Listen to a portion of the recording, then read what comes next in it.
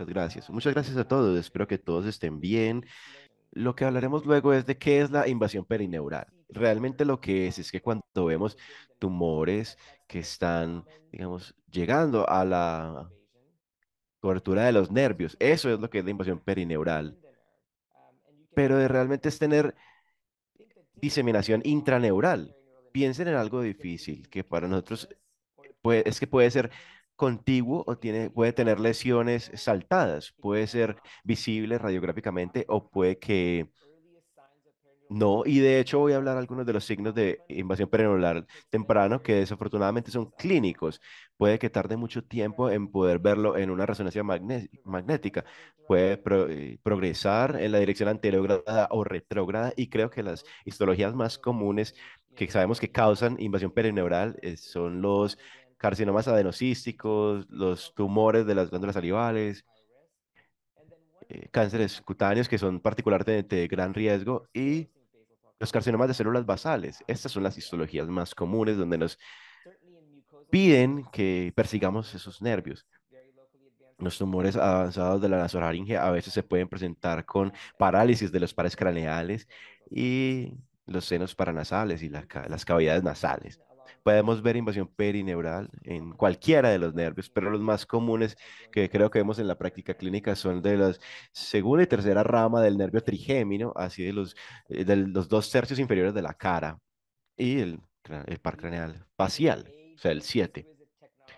Y en esta época de tecnología exquisita donde hay muchas imágenes disponibles para nosotros, creo que este es un área donde el examen clínico es extremadamente importante porque a veces podemos detectar cuáles son los nervios que están involucrados antes de poder verlos en un escáner. Como suelo decir, requiere de 9 meses a 3 años antes de que un paciente con síntomas clínicos vaya a tener un hallazgo radiográfico en las imágenes. Esta es una imagen que les muestra cómo funciona la diseminación perineural. Aquí pueden ver el perineuro alrededor del nervio y la invasión. Podemos ver el tumor alrededor del perineuro. Podemos ver tumor también en el endoneuro, así que podemos tener diseminación intraneuronal, intraneural. Así como hacía ilusión, estas son algunas de las malignidades más comunes que causan invasión perineural. El problema más grande va a ser en tumores de la piel, de las glándulas salivales, pero también en unas malignidades de las mucosas como la cavidad oral, los senos paranasales, la nasofaringe y las cavidades nasales. Quería compartirles unos casos de cáncer de la piel y qué ubicaciones son muy notorias por tener posible invasión perineural. Podemos ver que puede pasar en cualquier lugar de la piel, pero el más común siendo la piel alrededor de los pómulos, debajo de la órbita, donde el cáncer de la piel puede pasar a lo largo del recorrido del par craneal de 2, de la rama 2 del trigémino. Y podemos ver cánceres con invasión avanzada que tenemos que considerar. La enfermedad local no predice la invasión perineural, realmente depende de la ubicación del tumor primario y la extensión de ese tumor primario. Hay distintos niveles de invasión perineural que podemos ver en nuestra práctica. El más común siendo el hallazgo incidental o algo que vemos en un reporte de patología.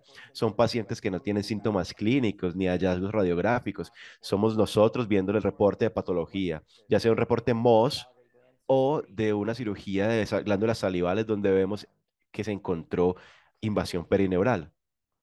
La invasión perineural clínica precede a veces a los hallazgos radiográficos, siendo el escenario más común para mí alguien con una historia remota de cáncer cutáneo que tuvieron tratamiento ya sea radiación o cirugía y vienen a ustedes con algo de parestesias o parálisis en la cara. Van y consultan a su dermatólogo o a su cirujano de cabeza y cuello. Ellos les piden escáneres como una resonancia o un escáner PET y no haya nada visible en ellos. Y son pacientes que a veces pueden diagnosticar mal, a los que se les diagnostican neuralgia herpética o parálisis de Bell. Y tarda muchos años a que haya un diagnóstico patológico en esos pacientes.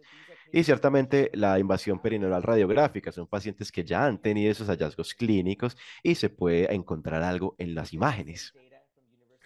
Aquí hay ciertos datos de la Universidad de Florida que muestran el control local y sobrevivencia específica para la causa, basándose en el tipo de invasión perineural que encontremos. Encontramos pacientes con invasión perineural incidental a los que les puede ir muy bien, especialmente si les ofrecemos radiación posoperatoria al lecho resecado.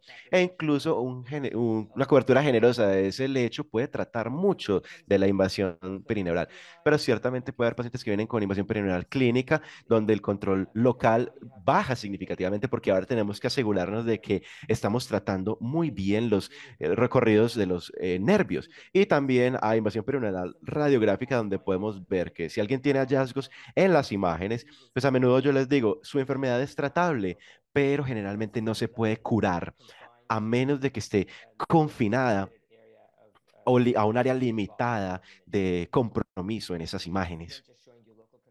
Aquí esto es para mostrarles el control local y por qué es muy importante para nosotros tomar las decisiones correctas cuando los pacientes tienen invasión perineural incidental. Aquí es cuando nos reunimos con el paciente después de la cirugía. Este es el momento para tomar la decisión si vamos a tratar estos recorridos nerviosos o no, porque si podemos ofrecer un tratamiento correspondiente, es muy probable que los podamos curar. Este es un metaanálisis que revisa los cánceres cutáneos, mirando el riesgo de recurrencia local y muertes específicas por caso. Y esto es para invasión perineural incidental, para cáncer de la piel con un reporte patológico con invasión perineural. Y podemos ver en este metaanálisis donde hay control locorregional, donde la recurrencia local está alrededor del 17%, con un control regional del 83%. Yo sé que a muchos cirujanos les gusta decir, si yo hago un MOS, la tasa de curación es del hasta casi el 99%, pero esto no es cierto para pacientes con invasión perineural. Esto mira esa misma cohorte de pacientes en este metaanálisis donde los pacientes se presentan con invasión perineural clínica. Y ahora podemos ver que la recurrencia local es un problema mucho más grande. El 37% de sus pacientes tiene recurrencia local. Y podemos ver que la muerte específica por enfermedad está en el orden de un tercio de los pacientes. Esto es a lo que me refiero con los pacientes con invasión perineural. ¿Y a quién se puede curar y a quién no? Hablamos de esta zona, de la zona uno, de la zona 2 y la zona 3. Y sé que esta diapositiva es un poco ocupada, pero pueden pensar de eso de una manera muy simple. La zona uno es la que va desde la piel hacia los forámenes de los pares craneales, hacia el foramen, perdón, del par craneal. Podemos ver que para B1 es desde la piel hacia la fisura orbitaria superior, B2 va desde la piel hasta el foramen redondo, B3 va desde la piel al foramen oval y el par craneal 7 va desde la piel o de la glándula parótida hasta el foramen estilomastoideo. Los pacientes de la zona uno, si tenemos uno que se presente con invasión perineural en la zona uno, son pacientes que se pueden operar y generalmente el estándar de atención va a ser cirugía seguida por volver para radiación posoperatoria y son muy curables. El siguiente son los de la zona 2.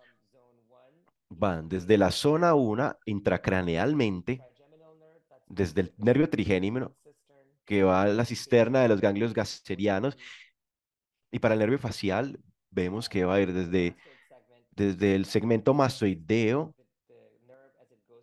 hablando del nervio, mientras va hacia el segmento mastoideo, hacia el canal auditivo interno.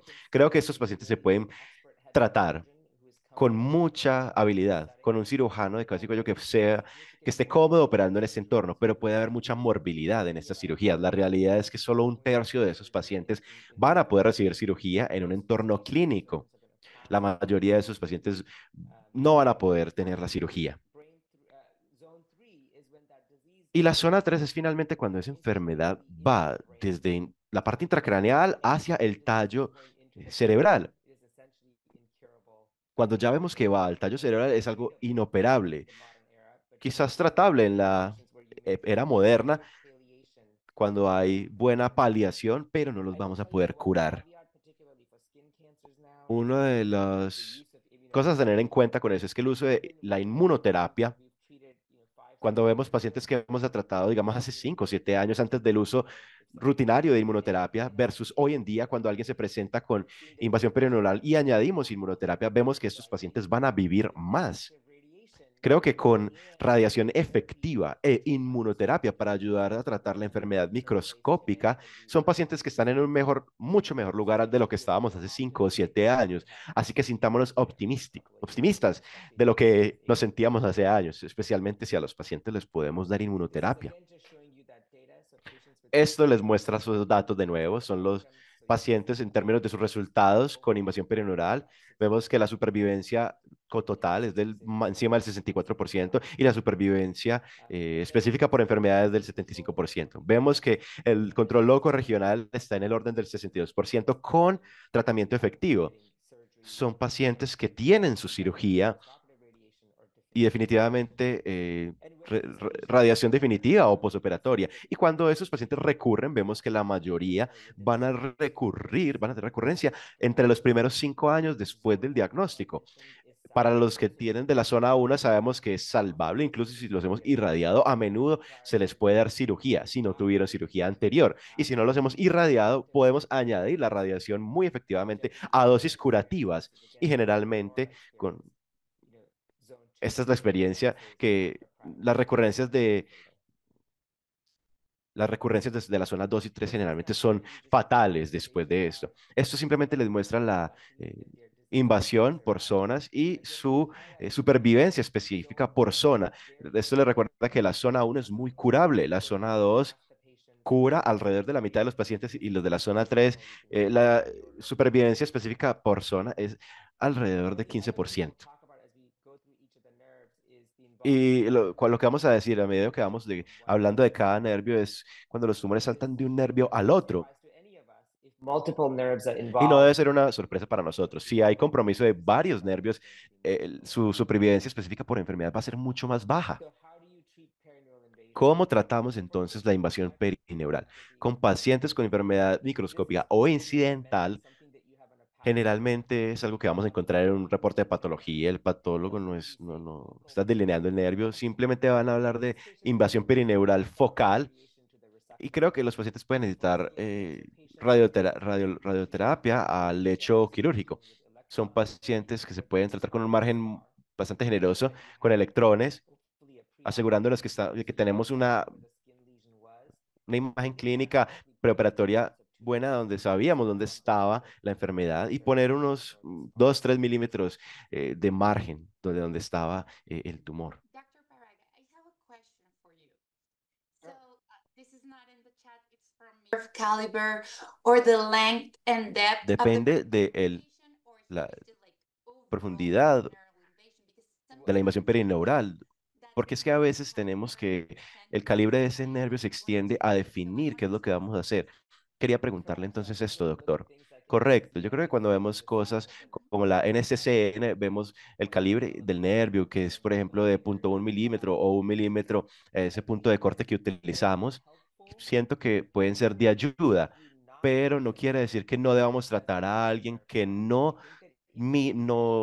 llegue al punto de corte del calibre de nervio. Cuando vemos esto en un reporte de palatología, porque especialmente es muy difícil, especialmente en un espécimen MOS para un patólogo o para un dermatólogo, especialmente cuando la mayoría de estos especímenes son leídos por un dermatólogo. Es muy difícil para ellos darnos el calibre del nervio o el tamaño del nervio en ese reporte de patología.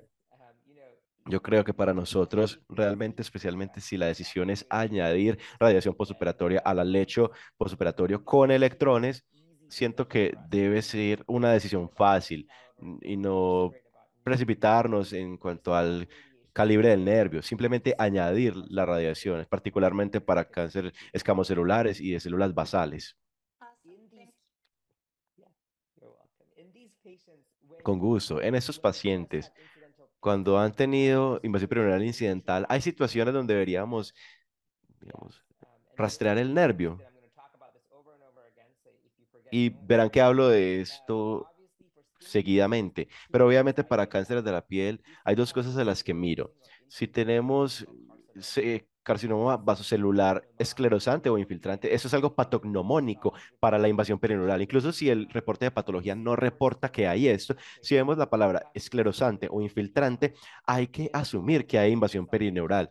Y si todos los pacientes de cánceres vasocelulares, bien, siento que son los de riesgo más alto donde vamos a fallar en muchos de los nervios.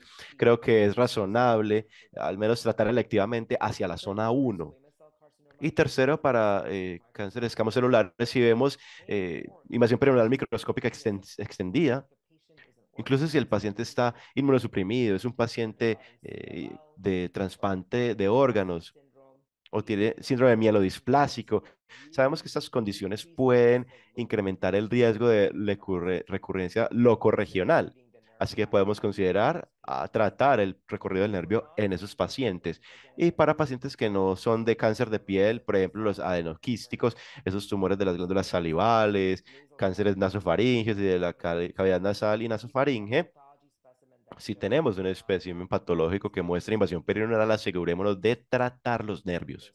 Para pacientes con invasión perineural clínica, que son pacientes donde tienen una historia previa de cáncer, generalmente de la piel, hacemos imágenes y no vemos nada en las imágenes, pero te llegan, debemos tomar la decisión de tratar.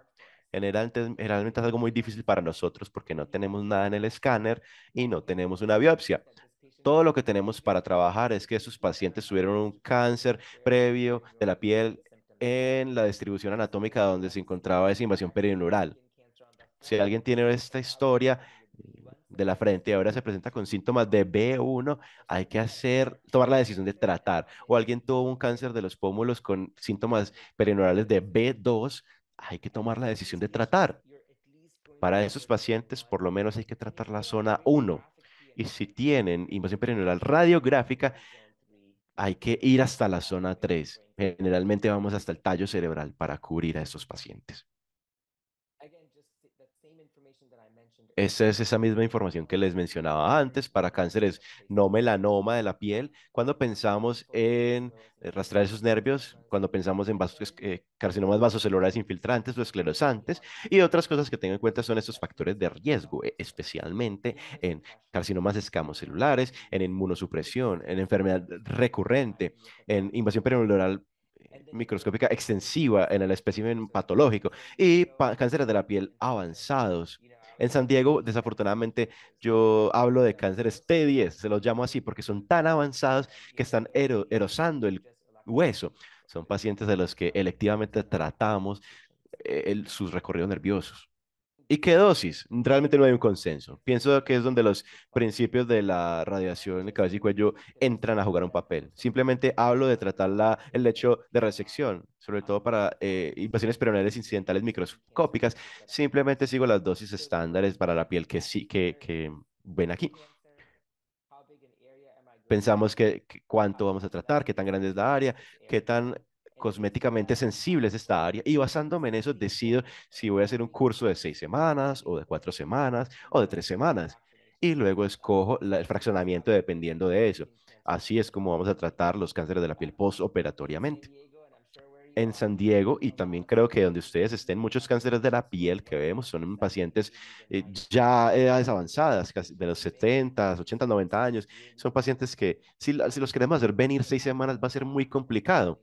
Entonces ven que hago mucho hipofraccionamiento en mi práctica para estos pacientes, donde no me preocupo por los cosméticos, sino de tratarlos de sacar lo más pronto posible. Esos son los principios de contorneo de estos pacientes de cabeza y cuello. Con pacientes con enfermedad extracraneal gruesa, hay que buscar dosis de 66 a 70 Gray para cánceres de la mucosa o para recorridos nerviosos microscópicos, o sea, desde la piel hasta la base craneal, podemos buscar en dosis de 54 a 60 Gray. Intracranealmente, como pueden ver, empezamos a tener problemas. Es difícil dar 60 Gray dentro del cráneo. Por eso para esos pacientes generalmente voy hasta el orden de 60 Gray y estoy limitado por cosas como, digamos, estructuras ópticas, nervios ópticos, el tallo cerebral y los lóbulos temporales del cerebro. Si alguien tiene invasión perineural extensiva en la órbita, donde el ojo no esté funcionando, de hecho creo que tengo que contornear uno de esos pacientes después de esta charla, donde el globo ocular no está funcionando, tiene B1, 3, 4 y 6 comprometidos, su párpado está cerrado y no van a poder utilizar ese ojo. A mí, yo me siento más cómodo utilizando una dosis más alta con el consentimiento del paciente y diciéndole que es muy probable que tenga una exsaturación de la órbita y con síntomas a largo plazo. Para alguna pregunta sobre cómo usted maneja el lóbulo temporal para evitar la necrosis cuando vamos a dosis más altas en esos sitios. Es una excelente pregunta. Todos tratamos glioblastomas en los cerebros, vamos hasta 60 Gray y vamos a un punto caliente de hasta 110, 170%. Y me siento cómodo pensando que llegando hasta 66 Gray, siento que ese es el límite del dosimetrista, hasta 66 Gray. No excederé eso. Me siento cómodo llegando hasta allí, basándome en los datos que hay de gliomas en esos pacientes. Y en la enfermedad microscópica, donde hacemos cobertura electiva de los nervios 50, 54 Gray es lo adecuado. Como mencionaba, para la mayoría de cánceres de la piel, tratamos de darles inmunoterapia de manera concurrente y adyuvantemente por 1 a 2 años. Y me siento muy bien no subiendo a dosis muy altas para cánceres microscópicos, porque le estamos dando, digamos, esos dos golpes con radiación y con inmunoterapia. Este es un paradigma al que pueden eh, observar, que pueden mirar, donde hacemos ese rastreamiento perineural, pueden mirarlo a su conveniencia. Think about, again, as I ¿En qué mentioned, nervios pensamos? De nuevo, el tema se enfoca en el nervio trigémino y el facial. Aquí también pueden ver, dependiendo de dónde se encuentre el tumor primario, esos son los nervios que pueden estar involucrados en esos pacientes, que es algo que deben tener en cuenta. Esta tabla es interesante donde les muestra cómo recorren esas vías nerviosas. Quería que tuvieran una imagen a la que se puedan referenciar. Entonces ya vamos a mirar imágenes. Esto aquí les muestra la primera rama del nervio trigémino, inerva el tercio superior de la cara, la rama maxilar, el tercio medio y luego la rama mandibular, el tercio inferior de la cara. Hablemos de estos nervios. Aquí está el par craneal 1. Para mí ese es el más difícil de tratar, honestamente, porque hay que ingresar a la órbita. with the skin cancer, you can Este see es un right on paciente con cáncer cutáneo, justo en la frente, y hay dos forámenes justo en el cráneo, el foramen supraorbitario y el supratroclear, y esos son los nervios que pasan por ahí, están adyacentes. Estas son las áreas donde el nervio supraorbitario inerva y aquí es donde el supratroquear está inervando. Y hay mucho sobrelapamiento a veces. Esto les muestra radiográficamente la fisura supraorbitaria, aquí es donde ingresa el nervio, justo en la frente. Y esto les muestra una imagen axial con esa fisura supraorbitaria. Si tienen cáncer de la piel justo aquí, ese tumor va a viajar por este recorrido hacia la fisura supraorbitaria. Si tienen un tumor del canto lateral, ese tumor va a viajar a lo largo del recto lateral y llegar a la fisura orbitaria superior. Y si estamos persiguiendo el nervio craneal 1, hay que entrar a la órbita. Entonces ahora tenemos que pensar en los órganos que se encuentran aquí, como nos preocupamos de la retina, el nervio óptico, el globo ocular en sí mismo, la córnea y la lente. La lente es nuestra menor de las preocupaciones. Podemos tratar el tumor y decirle al paciente que van a tener una catarata y van a recibir cirugía para cataratas. Doctor, el hiperfraccionamiento, usted qué set de constricciones utiliza. En nuestro centro utilizamos el de Hanta, pero me preguntaba, ¿usted cuáles utilizaría para el hipofraccionamiento? Si usted tiene un casa con estas estructuras oculares cercanas. Buena pregunta. Para la mayoría de pacientes, si estoy persiguiendo los nervios, no utilizo hipofraccionamiento. raramente puede surgir un paciente de 90 años con invasión perineural terrible, donde les tengo que dar algo de paliación y simplemente les digo que mi intención con la radiación simplemente es la paliación. Utilizo las constricciones de Hanta usualmente. Y si estoy tratando a alguien con un régimen de 15 fracciones a la piel, darle 50 Gray, simplemente tomaré el recorrido del nervio intracranealmente hasta 35 a 40 Gray, utilizando las constricciones de Hanta. Excelente pregunta. La mayoría de pacientes solo haré un fraccionamiento estándar, un tratamiento a lo largo de 6 semanas. Muchas gracias. Y de la fisura orbitaria superior, el nervio atraviesa el seno cavernoso y aquí es donde vamos a tener problemas. Este es el paciente que voy a contornear hoy más tarde. La invasión perineal empezó en B1 y entró al seno cavernoso, ahora afectando los pares craneales 3, 4 y 6 y B2. Este es el caso exacto que tengo hoy. Y pueden ver cómo el solo compromiso de un nervio sin tratar a lo largo del tiempo puede llegar hasta el caso en el que hay un compromiso de varios nervios. Esto les muestra nuevamente en una resonancia magnética un paciente con invasión perineural. La lesión entra hacia la fisura orbital superior, al seno cavernoso y hacia la cueva de Meckel. Esto es algo muy obvio en las imágenes. Sabemos que cuando estamos tratando a esos pacientes los hallazgos no son tan obvios a la imagen, pero cuando miramos una tomografía, incluso el ensanchamiento de los aspectos óseos del cuerpo cavernoso debería darnos la pista de que hay algo malo sucediendo. Y algo clave que le enseño a quienes estreno, especialmente en los casos de invasión perineural, cuando miran las imágenes, ya sea una resonancia, una tomografía o un PET, es la simetría, comparar el lado contralateral y si vemos cambios pequeños, un mejoramiento en la imagen leve, debe hacernos pensar en invasión perineural. Y esto nos muestra el seno cavernoso. La cueva de Meckel se encuentra justo aquí. Esta es una imagen coronaria excelente de una resonancia. Vemos el seno cavernoso medialmente con la cueva de Meckel lateralmente. Cuando la lesión entra hasta la cueva de Meckel, podemos empezar a ver desde esa cueva se empieza a diseminar a lo largo de la dura. Entonces hay que tener eso en cuenta cuando miramos estas imágenes. Siempre miremos la resonancia en el espacio coronario cuando estemos contorneando para asegurarnos que hemos cubierto todos los senos cavernosos y la cueva de Meckel en estos casos.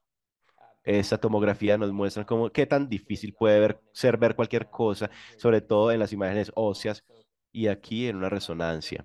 Estos son pacientes en los que diré que si tenemos un caso con invasión perineural, la resonancia puede ser muy útil, incluso si no hay nada visible, solo para ayudarnos a contornear, porque nos da un mapa de ruta, una hoja de ruta para asegurar que estamos cubriendo el seno cavernoso y la cueva de Meckel. Y si vamos más allá y estamos cubriendo el segmento del nervio trigémino hasta los ganglios de la raíz dorsal, hasta el tallo cerebral, es donde la resonancia nos puede ayudar mucho.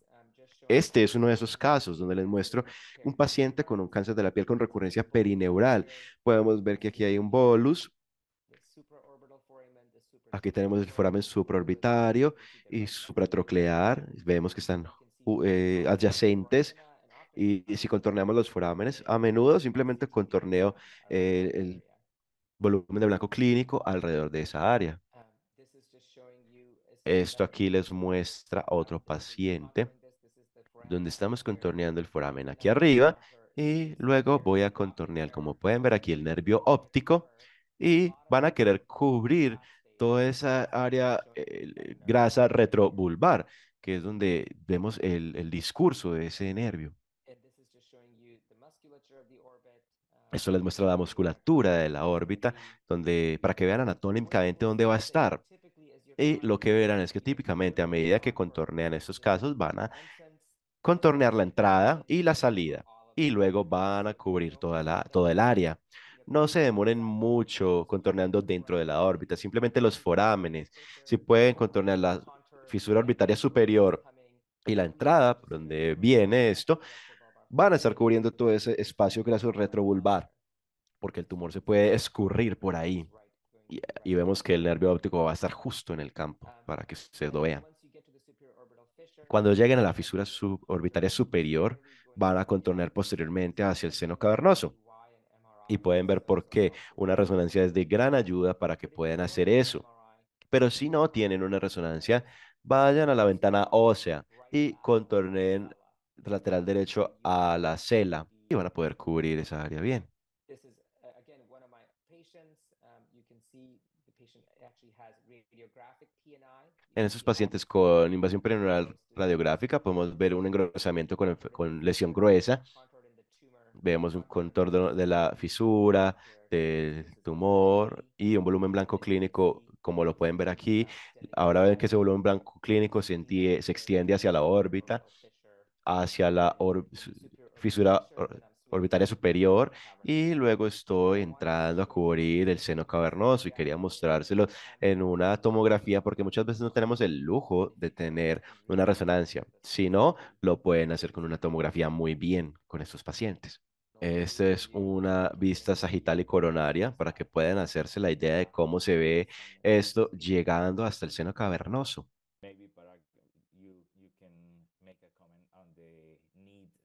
Para quizás puedas comentarnos sobre el uso de la necesidad del contorneo en en el entorno de cabeza y cuello. Eso es interesante. Si tengo una resonancia, simplemente pido una tomografía sin contraste, pero si sí tengo resonancia, pido el contraste para la tomografía. Ahí es donde el contraste nos ayuda, especialmente si tenemos enfermedad que podamos visiblemente ver con el contraste de sus pacientes dentro de la órbita. Si piden una resonancia, si tienen el lujo de obtener cualquiera, para B1 queremos tener secuencias con saturación grasa en comparación con esa resonancia normal del cerebro, para que podamos delinear muy bien estos tumores. Este es uno de esos artículos originales que les muestran los pares craneales y sus recorridos. Desafortunadamente, en este artículo solo hay una foto de cada nervio. Este es un B1 donde han cubierto toda la órbita ósea, yendo hasta el seno cavernoso. Y hablaremos de B2 y B3 y el par craneal 7 en unos minutos. Aquí hay un caso donde quiero que contornen para un paciente, para cáncer de la piel no melanoma, y quiero que ustedes decidan si van a cubrir a 50 gray hasta la piel. Cuando ven estas preguntas, quiero que piensen cuál va a ser el D máximo So let's hacia que ustedes van a esperar zoom. dirigiéndose hacia el nervio óptico. Mm, es, ay, Ya vamos a lanzar la encuesta sorry. de Zoom. Listo. Entonces todos deberían ver en sus pantallas la respuesta. But some people is answering on the chat, Dr. Parag. So lots of D answer. Very good. You're Lots listening. of Tenemos muchas D. Muy bien. Están escuchando. Eso es exactamente correcto. Quería Oh, hacer la acotación de que no se puede liberar el nervio óptico. Es lo que quería que tenieran en cuenta. Todos están escuchando. Eso está muy bien. Lo siguiente es la rama maxilar, tercio medio de la cara, hacia el foramen infraorbitario, que es por donde van a entrar esos tumores. Creo que este es el más fácil de contornear, porque es una anatomía muy fácil. Y ya les hablaré de eso en un momento. Estos van a entrar por la fisura orbitaria inferior, hacia la fosa palatina. Todos nos sentimos muy cómodos tratando eso en pacientes de cabeza y cuello. Luego al foramen redondo, al seno cavernoso y terminando en la cueva de Meckel. Este es un caso de un paciente con cáncer de la piel con algo que deberíamos considerar. Aquí tenemos una imagen, una vista sagital, perdón, coronaria, básicamente donde vamos a tener esa, justo debajo de la órbita, esa fisura orbital inferior. Y algo que quiero que se lleven a casa de aquí es que miren solo al lado derecho y luego miren al lado izquierdo. Todo lo que ven aquí es un ensanchamiento de ese foramen. Y eso de por sí debería darles la pista de que hay algo malo ocurriendo allí comparado con el otro lado. Esto les muestra de nuevo unas imágenes, unas cortes axiales fáciles para nosotros, donde podamos ver, donde nos ayuda porque hemos contorneado muchos de estos casos en cabeza y cuello, la nariz, la cavidad nasal, el seno maxilar y el foramen, justo aquí. Justo aquí es donde va a estar ese foramen.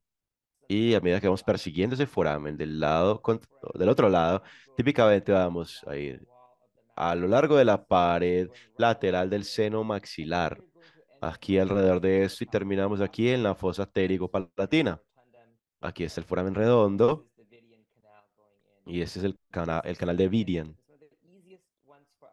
Este es uno de los más fáciles de contornar, ya que estamos tan acostumbrados a contornar los senos maxilares y esta cavidad, lo cual les da una idea de cómo va esto. Trataremos aquí a las dosis que queramos tratar. Es relativamente fácil, ya que no hay muchos órganos en riesgo de los cuales debamos preocuparnos. Solo es musculatura, tejido blando, grasa y hueso.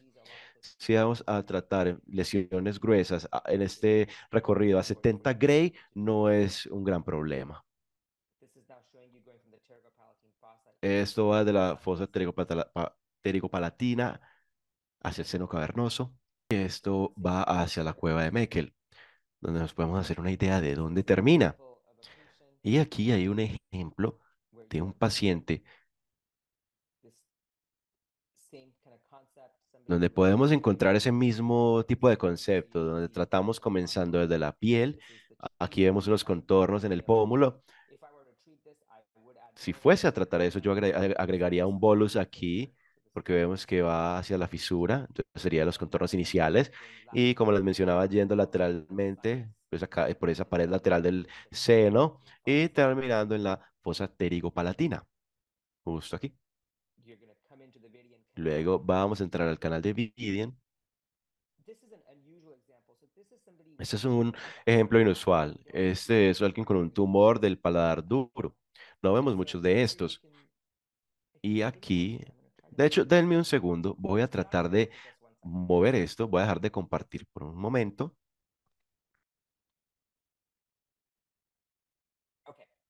Bien, ya pueden ver. Ok. Son pacientes con tumores de paladar. Son difíciles de rastrear. Es un tumor de las glándulas salivales del paladar grueso. Y no es como ir a lo largo de de la pared alrededor. Son tumores que pueden perjudicar los nervios palatinos mayores y menores. Y de aquí va a entrar hacia el canal de Vidian, yendo hacia el seno cavernoso y la cueva de Meckel. Son instancias raras de cómo podrían ocurrir estos contornos. Este es uno de mis pacientes con carcinoma adenoquístico, una imagen preoperatoria que les muestra la resonancia preoperatoria, la tomografía postoperatoria. Aquí están unidas para darles una idea de la resonancia preoperativa y la tomografía postoperatoria. Un paciente que tuvo cirugía para su adenoma, carcinoma adenocístico, tuvo compromiso ganglionar, desafortunadamente. Por eso es que estoy yéndome tan hacia lateral para cubrir esas bases ganglionares.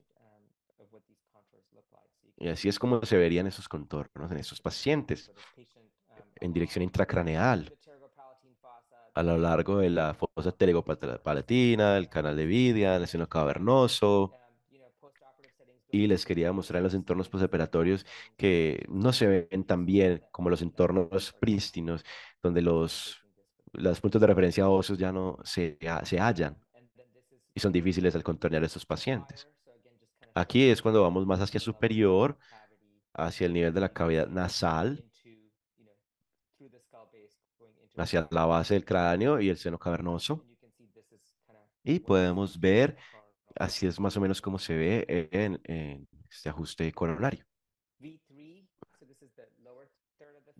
Para B3, el tercio inferior de la cara, el paciente habitual es el que tiene una lesión segmentaria de cáncer cutáneo. Generalmente va a entrar por el foramen mentoniano hacia la mandíbula, hacia el foramen mandibular y hacia medial por el pterygoide medial, hacia el foramen oval. Estos son bastante difíciles de tratar por ciertas razones que les diré a continuación. Aquí podemos ver a alguien con un cáncer del labio, que tiene contornos del labio hacia el foramen submentoniano. Desafortunadamente, el reto en estos pacientes es que atraviesan justo directo hacia la mandíbula. Es el reto de tratar B3. Aquí vemos el foramen mandibular y a medida que lo vamos tratando, el volumen blanco clínico tiene que cubrir toda la mandíbula generosamente. Y como sabemos bien, siempre tratamos de librar la mandíbula y para nuestros pacientes de cáncer cuello, pero aquí no podemos librarla. Aquí vemos esa escotadura mandibular y aquí es donde se encuentra donde atraviesa el nervio mandibular. Esa escotadura hay que tratarla también. It's going to be A going medida que el nervio va subiendo, through medial to the lateral pterygoid, va a llegar medial hacia el pterygoide lateral, and you have to make sure that you hacia la... contour that pterygoid musculature. Hay que asegurarnos de contornear esa musculatura pterygoide. What I mean. So here you can see here the Aquí es donde podemos the ver las placas medial pterigoideas pterygoid is going to go right y va a estar lateral y hacia el pterygoide medial, hacia esta área. Y una de esas áreas que debemos ver es que si tenemos invasión perineural gruesa, va a invadir la musculatura pterigoidea y a veces invadir el espacio del masticatorio.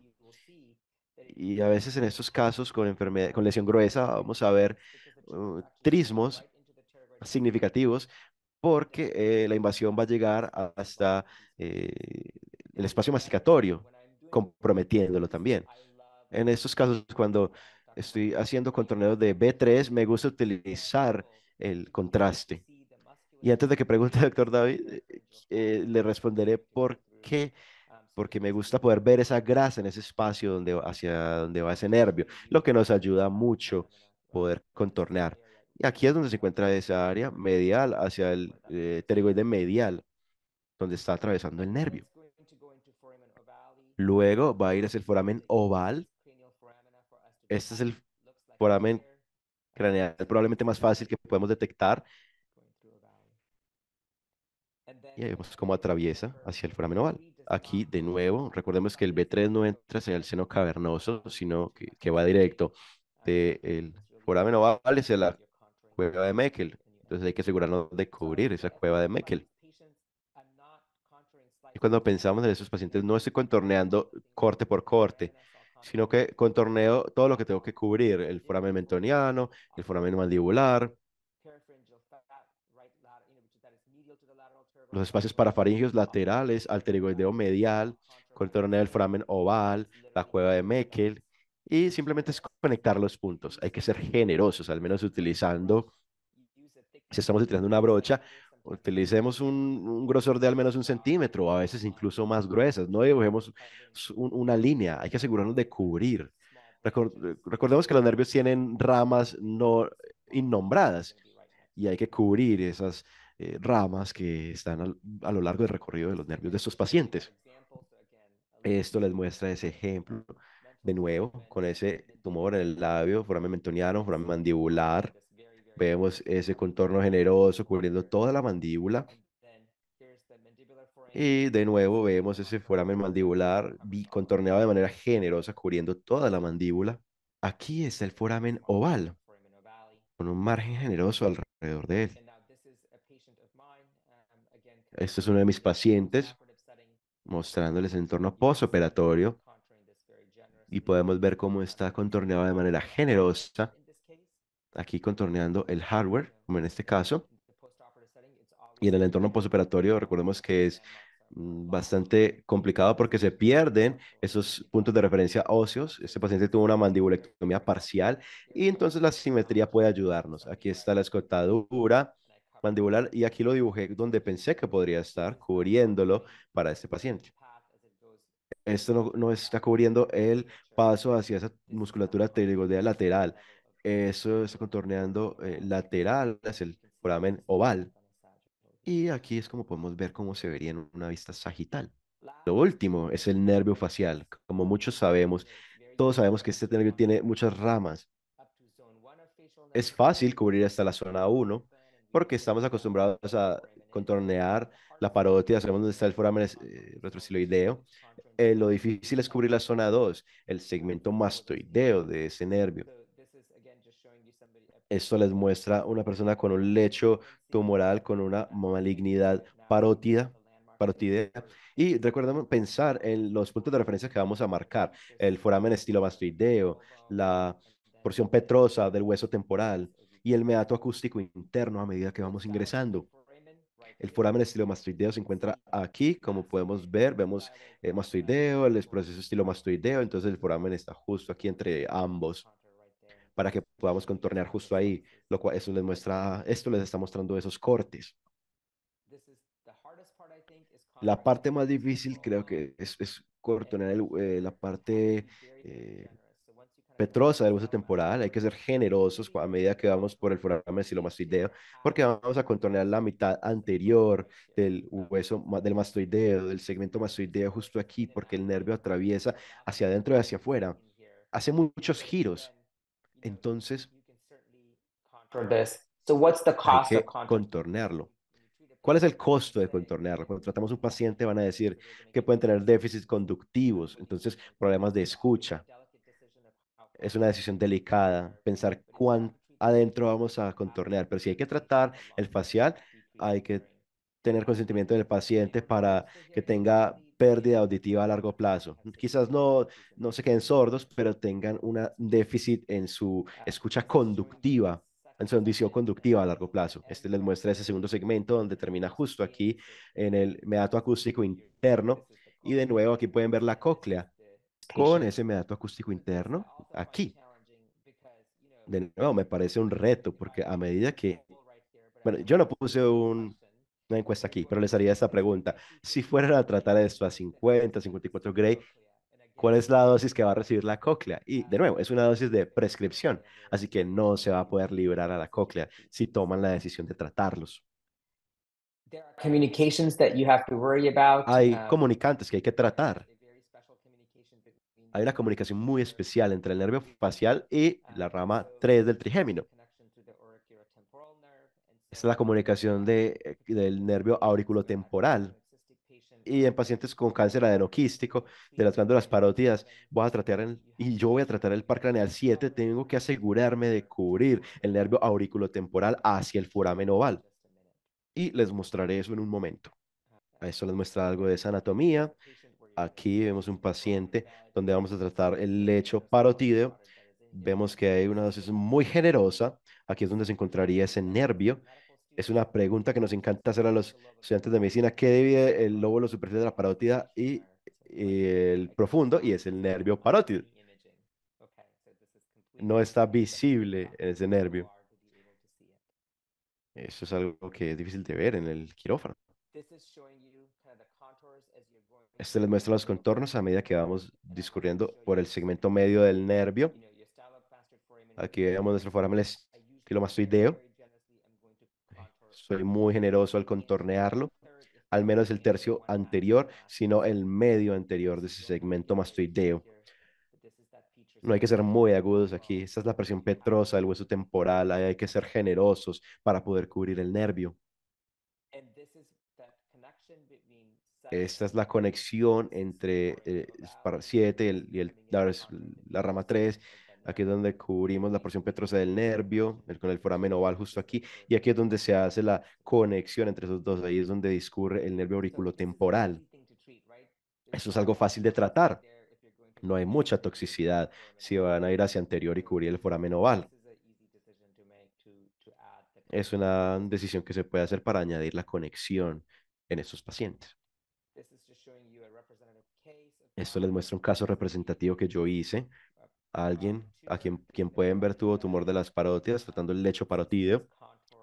Pueden ver los contornos que hice aquí y pueden ver cómo en el entorno posoperatorio todo está alterado, porque a mi paciente lo ingresaron con taladro hacia la zona 2, taladraron la versión petrosa del hueso temporal y no podemos ver las células mastoideas normales porque ya las han atravesado.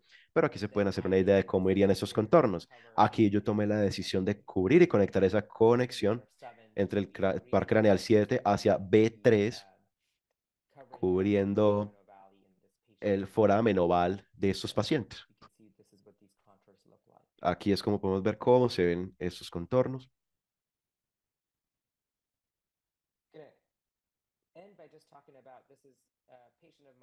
Este es un paciente mía. Creo que uno de mis primeros pacientes que traté con protones aquí.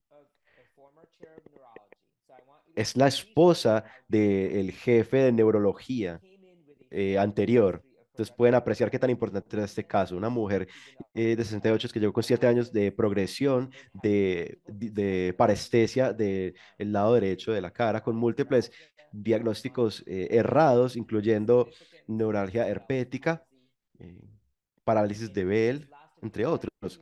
Y esto duró 7 años hasta que tuvo hallazgos radiográficos. Y estos fueron esos hallazgos con los que ella llegó. Aquí pueden ver este tumor, cómo ingresa hacia la fisura orbital superior, hacia el seno cavernoso, hacia la cueva de Meckel, hacia el seno esfenoidal y la silla turca, y hacia el tallo cerebral. Aquí tenemos una secuencias post-contraste, aquí tenemos una secuencia activa. Ella tuvo biopsia 7 años después y simplemente era carcinoma escamocelular con metástasis. Aquí podemos ver que a esa paciente yo le pedí un PET. El PET no siempre revela mucho. Aquí podemos ver un segmento pequeño hipermetabólico, pero dado que tenía enfermedad visible hacia el puente, yo tomé la decisión de tratar el tallo cerebral.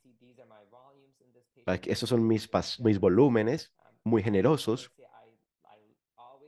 Como yo les digo, siempre voy por los principios de la simetría y donde yo no puedo ver algo en un caso, voy a contornear el foramen del lado opuesto para asegurarme que estoy a nivel correcto para cubrir lo que tengo que cubrir.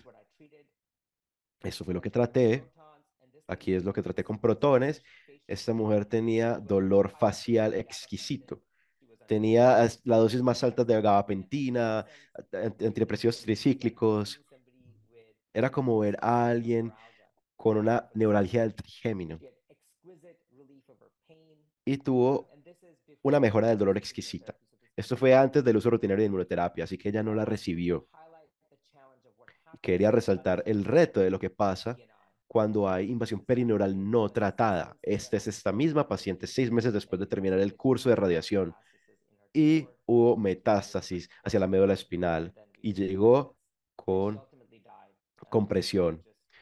La irradiamos, pero murió de enfermedad leptomeningia alrededor de su eh, columna vertebral. Y son esas decisiones difíciles que tenemos que tomar cuando tenemos que tratar estos casos en el escenario más temprano y no esperar hasta que veamos invasión perineural, radiográfica. Eso es lo que pasa, esta es la historia natural de estos pacientes. Me pregunto si en el área de la inmunoterapia hoy en día esto ya no pasaría. Soy un gran creyente de la inmunoterapia para cutáneas malignas, para malignidades cutáneas. Esta es la tercera encuesta de Zoom. Aquí tenemos Okay. la encuesta número 3. Creo que ya todos Now, la if you pueden don't ver. see it, you can add your answer on the chat. So, for which of the following ¿Para cuál de histologies las is it siguientes histologías particularly es important to particularmente cover importante that cubrir el abioanatomical recorrido surface? del nervio anatómico hacia los forámenes de la base del I'm not cráneo? sure. Wow, bueno, creo que tengo mi respuesta. I'm gonna wait until half of the participants have answered. Otherwise, we're seeing lots of A answers on the chat. Esperemos a que todos respondan. Vemos muchas A en el chat. Vamos casi al tercio de los participantes. Muy bien, todos están escuchando los carcinomas adenocísticos, de los cuales hemos hablado mucho. No puedo decírselo suficiente. Nunca crean el reporte de patología, incluso si dice que no hay invasión perineural. En un caso de carcinoma adenoquístico es patognomónico de invasión perineural. Entonces siempre, siempre, siempre, al menos cubrir la zona 1. Y les diré, en mi consulta Yo casi siempre cubro de manera electiva hasta la zona 2. La razón de ser es que, como todos sabemos, los carcinomas adenoquísticos, estos pacientes viven mucho tiempo y van a tener fallos a lo largo de su recorrido nervioso si tienen largas supervivencias. Entonces, no es solo el control local de 5 años, es el control a lo largo de 15 años post-tratamiento, de 20 años. Desafortunadamente para los carcinomas adenoquísticos, si viven lo suficiente, diré que virtualmente todos desarrollan metástasis a distancia de pulmón, lo cual es algo que hay que tener en cuenta cuando tratamos a sus pacientes en un par de décadas. Particularmente son muy indolentes. Entonces el control perineural y local es muy importante. Para carcinoma vasocelular, la mayoría de pacientes no hay que tratarlos, pero si tenemos un carcinoma vasocelular infiltrante o esclerosante, por favor, trátenlo. Y de nuevo, el carcinoma de células de Merkel, hay muchos problemas con esos pacientes. Pero afortunadamente la invasión perineural no es muy importante, excepto para un melanoma muy particular. Les voy a preguntar, y muchos lo van a poner en el chat, ¿cuál subtipo de melanoma piensan ustedes que puede cursar con invasión perineural? So for the melanoma, actually someone in Creo que de hecho para el caso del melanoma, alguien al principio melanoma. respondió desmoplásico. Muy cierto, es correcto. Maffer also sent desmoplastic. Maffer también envió el desmoplásico. Para el melanoma desmoplásico, como ustedes bien saben, ya no estamos muy a favor, al menos para la radiación local, ya nos hemos salido del favor de esta. Muchos pacientes ya van a inmunoterapia después de la radiación, pero para un grupo de pacientes es patognomónico que tengan invasión perineural y ese caso es el desmoplásico. Lo curioso con eso es que, a diferencia de otros melanomas cutáneos, tienen una predilección mucho más baja, ya sea para las metástasis regionales o a distancia, y su patrón de fallo primario es perineural. Entonces, para esos pacientes, la radiación local adyuvante es muy importante. Así que, por favor, vean a esos pacientes y trátenlos. Tengo una pregunta, doctor Parag. Si ve alguna diferencia entre invasión perineural focal o extensiva en su volumen de blanco clínico, en la cobertura de su volumen de blanco clínico. Muy buena pregunta. Si hay invasión perineural focal y yo, digamos que no, digamos que es una invasión perineural focal de cáncer de la piel y no veo factores de riesgo, simplemente eh, eh, trato electivamente ese lecho de resección con dosis habituales. Pero si veo invasión extensiva, voy a buscar el recorrido del nervio hasta la zona 1. Y en cuanto a ese punto, mi pregunta es, ¿tengo CTVs un poco más grandes? Claro, absolutamente, porque me preocupo por las ramas innominadas a lo largo de ese nervio, porque me preocupa cubrir el margen más grande que pueda hacia ese lecho de resección, el margen en el orden de 2 a 3 milímetros para esos pacientes.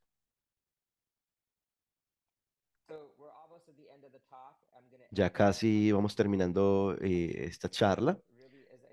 Estaré contento de responder sus preguntas. María, ¿hay alguna forma de poner la encuesta? Ok, quizás creo que es mi pantalla.